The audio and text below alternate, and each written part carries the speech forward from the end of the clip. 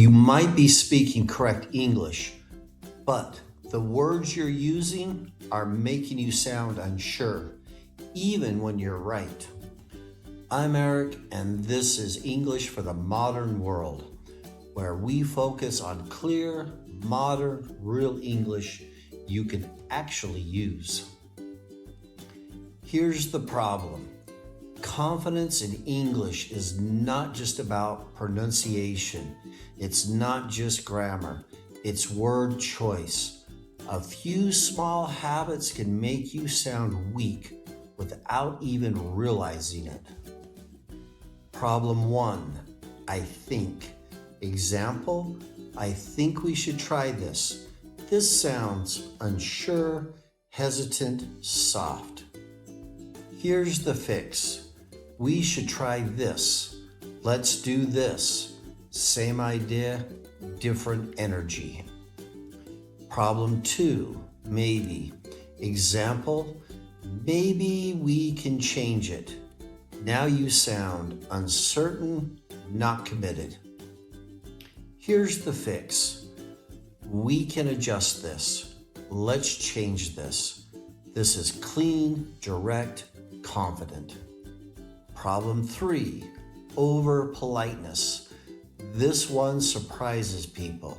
Example, I just wanted to ask if maybe you could. Too many soft words.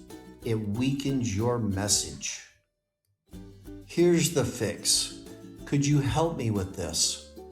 Can you take a look at this? Still polite, but clear. Problem 4, filler words. Example, like, actually, these destroy confidence instantly. Here's the fix. Pause instead. Silence is stronger than filler. Problem 5, long, unclear sentences. Example, I was thinking that maybe if we could. You lose control of your message. Here's the fix. Here's the plan. Let's move forward. Short equals confidence. What confident English sounds like? Confident speakers use fewer words, speak more directly, avoid hesitation, choose stronger verbs. They don't rush. They control the message. If you want to fix this fast, every day, notice one weak phrase you use. Replace it with a direct version.